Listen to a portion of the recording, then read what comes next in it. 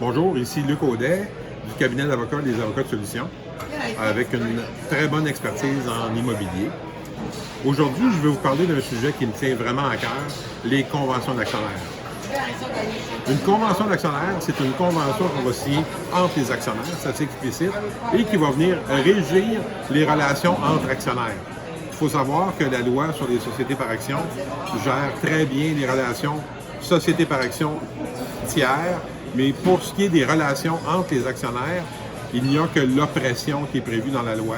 Le reste, vous êtes laissé complètement à l'abandon par le législateur.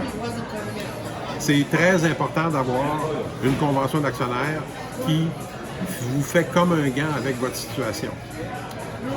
J'ai un paquet d'exemples, je vais vous en parler juste d'un, où une personne est décédée et il y avait une obligation d'achat-vente de l'autre côté avec de l'assurance vie.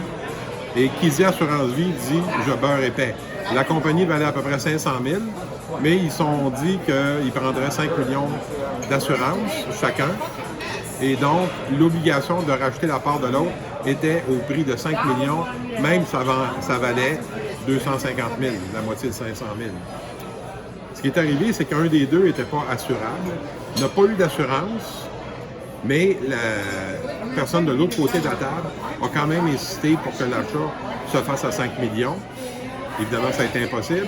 Et la personne a fait faillite à cause d'une mauvaise convention d'actionnaire. Une convention d'actionnaire, ce n'est pas comme un vêtement qu'on achète à la baie.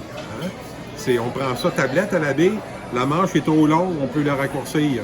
Le bord des pantalons est mal fait, on peut le refaire. Convention d'actionnaire, il faut que ça vous fasse parfaitement, sinon c'est hyper dangereux. Et d'ailleurs, les conventions d'actionnaires en immobilier ne sont pas faites comme les conventions d'actionnaires pour des opérations différentes. La pire chose que vous pouvez faire, c'est vous acheter une belle convention d'actionnaire par Internet. Vous allez payer des clopinettes. Je peux vous garantir que vous allez le regretter. Vous êtes mieux de ne pas avoir de convention d'actionnaire que d'avoir une convention d'actionnaire qui ne va pas avec votre type d'opération. C'est aussi simple que ça. Donc, si vous pensez faire des économies en achetant une convention d'actionnaire sur Internet, détrompez-vous. À l'achat, ça va être moins cher, mais si jamais il y a un problème, vous allez payer beaucoup plus cher pour régler le problème. Voilà!